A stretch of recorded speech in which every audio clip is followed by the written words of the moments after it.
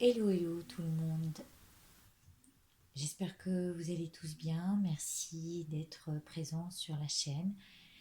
Merci aux nouveaux arrivants et merci à tous les jolis messages que je reçois pour les 77. Je vous suis vraiment très reconnaissante.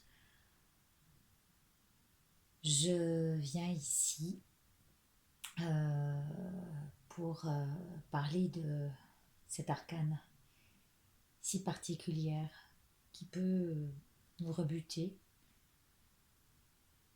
pour laquelle peut-être on évite d'attribuer un nom. Et pourtant, elle porte bien celui de la mort. L'arcane numéro 13 ou l'arcane sans nom. Et moi je me dis, et si alors nous étions déjà morts? Bien sûr, puisque nous vous revenons sans cesse pour nous améliorer et nous représenter devant la mort. Parce qu'en fait, nous sommes les pantins de nos désirs et de nos rêves, à nous attacher, sans nous en rendre compte, un peu plus à ce qui nous lie au cycle divers, quel qu'il soit. Si chaque fois que nous dormions, nous incarnions la lame qui nous coupe de la vie, et qu'à chaque réveil, nous nous reconnectons à celle-ci, il en va de cette arcane, qu'elle résonne comme ce cycle court, mais de petites morts. Si le fait d'être en vie ne tenait qu'à nos conditionnements et attachements multiples, eh bien, nous verrions les choses autrement. Si nous regardons bien la faux, elle nous donne dans sa définition la plus tranchante son côté qui biaise tout le monde, nous fauchant tout ce qu'on a accumulé ou tout ce qu'on a pu accumuler ici-bas pendant cette partie de vie pour en définitive faire complètement table rase et de ce dont on doit se débarrasser pour pouvoir quoi faire d'autre qu'évoluer spirituellement.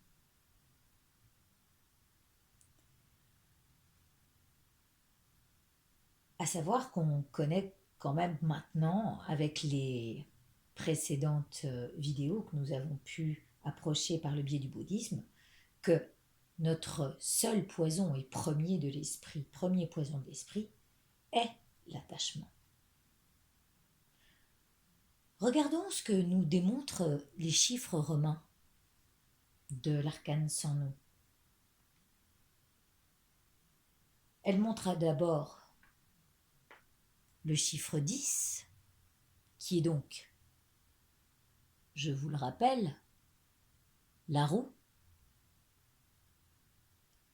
La roue, sous-entendu, le karma, ce qui nous entraîne, ce qui nous fait revenir. Et puis, également, ce qui nous lie au plaisir terrestre. L'impératrice l'avait présenté comme Gaïa, puisqu'elle nous donne sans condition tout ce dont nous pouvons avoir besoin pour nous nourrir, mais ce qui nous rattache à elle et qui est des plus sains des plaisirs terrestres.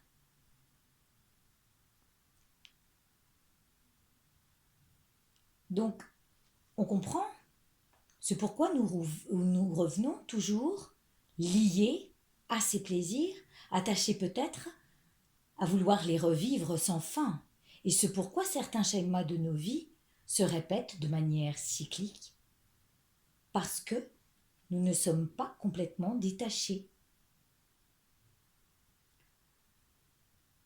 L'arcane 3 étant l'impératrice Gaïa, je me perds dans mes phrases, pardon, c'est pour ça que j'ai des silences. Ce qu'elle nous offre sans condition nous rend complètement assoiffés et affamés de ce qu'elle nous permet de vivre en revenant sur cette terre. Et dans cette probabilité-là, apparaît dans la roue samsarique. C'est pourquoi nous revenons, attachés à ces plaisirs terrestres. Qui est donc cette roue? La roue de fortune ou la roue samsarique comme je l'ai présentée. Dans cette carte, vous savez, dans la roue, on voyait 6 mondes apparaître. Je vous invite à visionner l'autre vidéo si jamais vous ne l'avez pas vue.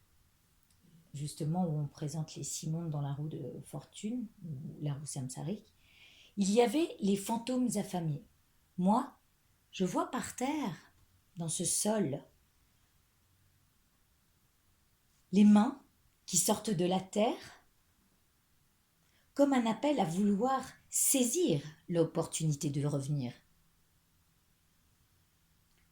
Elle fait partie du processus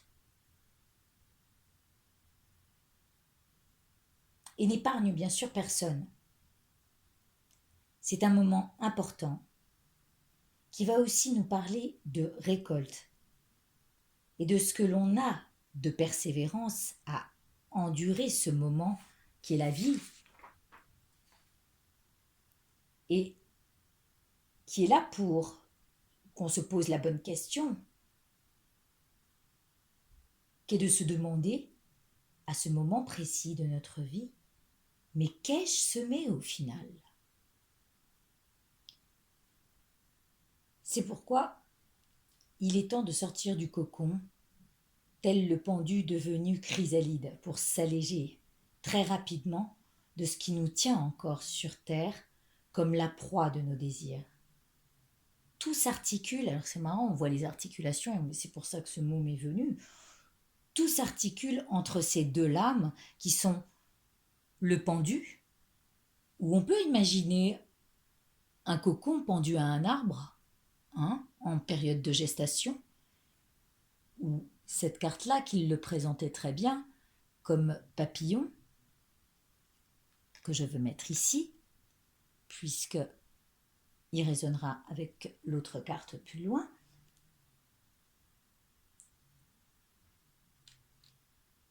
Et donc, je reprends ma phrase qui est de revenir sur Terre pour s'alléger. Si tout s'articule entre ces deux lames, entre le pendu et la mort, je prends la paire de ciseaux et on en fait la découpe. Un scénario qui mérite le détour. Lorsqu'on se retrouve comme le pendu, la tête à l'envers, à devoir penser autrement qu'à l'habitude, ce que l'on voit à partir du ver tissant son fil pour être dans son cocon, n'est-ce pas, n'est pas ce conquérant que l'on peut voir ici ou là, d'accord, un conquérant ou un guerrier.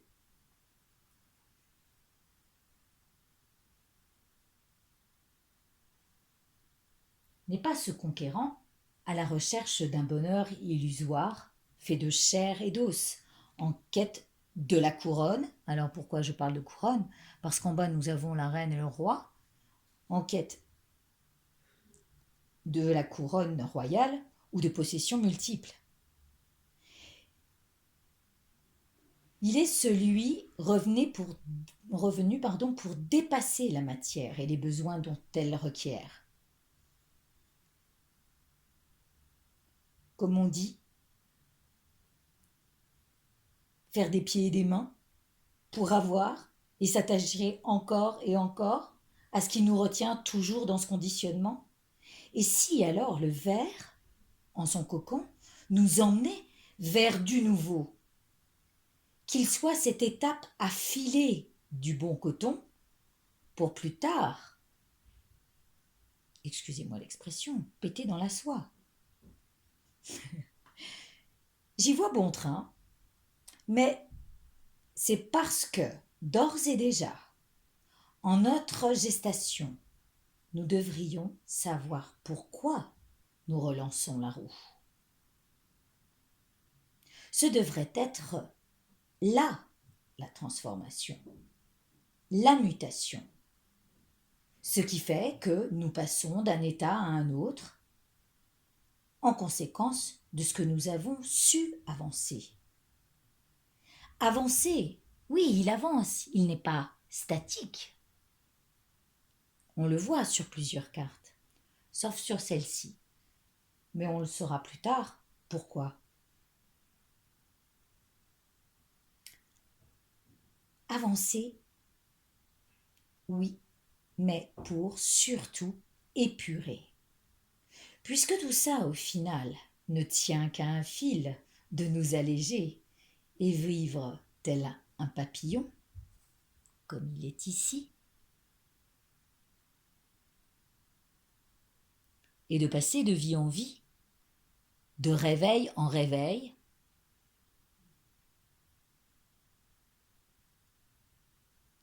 il est mieux de travailler avant dessus pour s'alléger plutôt que de revenir lourd comme cet éléphant noir ici,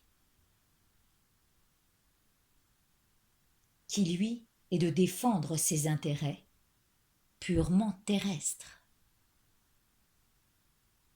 C'est là où nous avons le choix, pendant cette période de gestation, où nous choisissons de revenir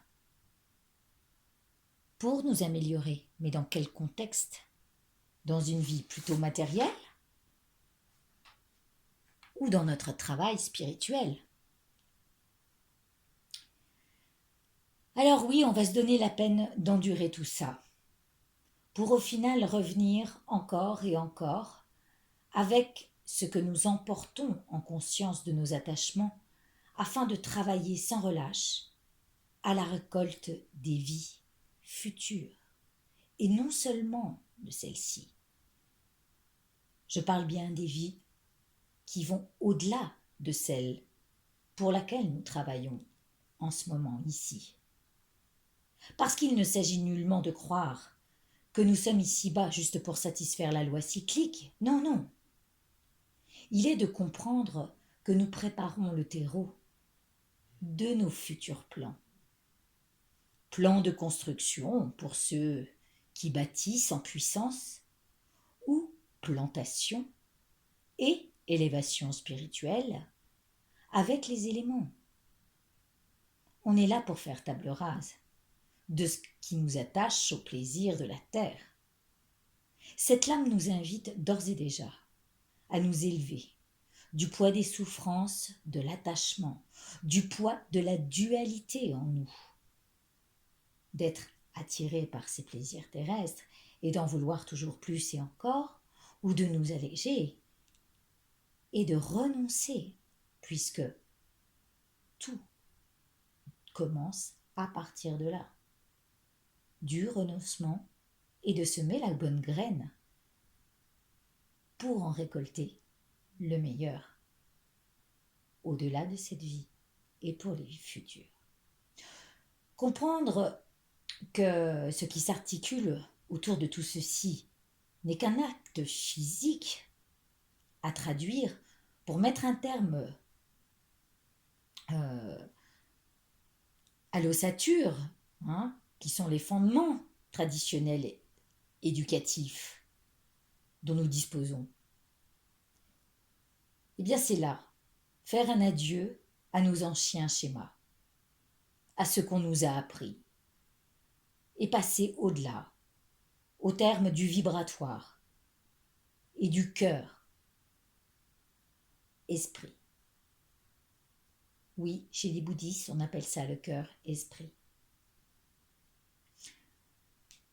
On voit dans ce squelette que l'assise, le bassin, est en bleu ciel. Le bleu ciel est censé représenter l'esprit ou ce qui est relié, je pense, au spirituel. Regardez bien.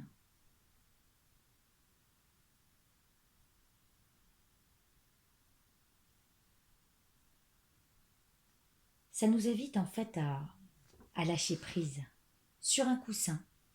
C'est comme si on nous disait, là, avec ce bleu ciel dans ton bassin, assieds-toi et regarde. Pour nous permettre justement de nous élever avec comme élément de tuteur la colonne vertébrale, nourrissant au-delà de la chair, au-delà de l'enveloppe charismatique.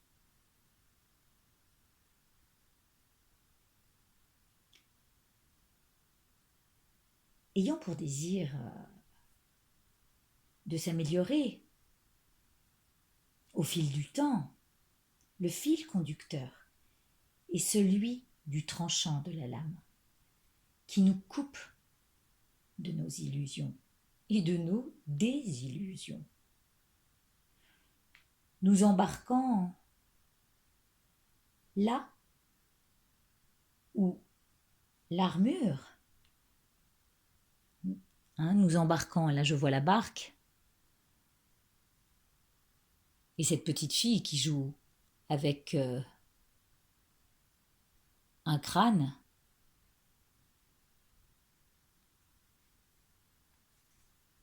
l'armure de notre guerrier, dont il aurait sûrement envie de se dépatouiller, de se détacher. C'est lourd. Alors oui, il nous emmène à une profonde transformation. Voilà comme je vois l'arcane sans nom qui nous délivre de nous détacher de tout ceci et ce qui nous ramène dans la roue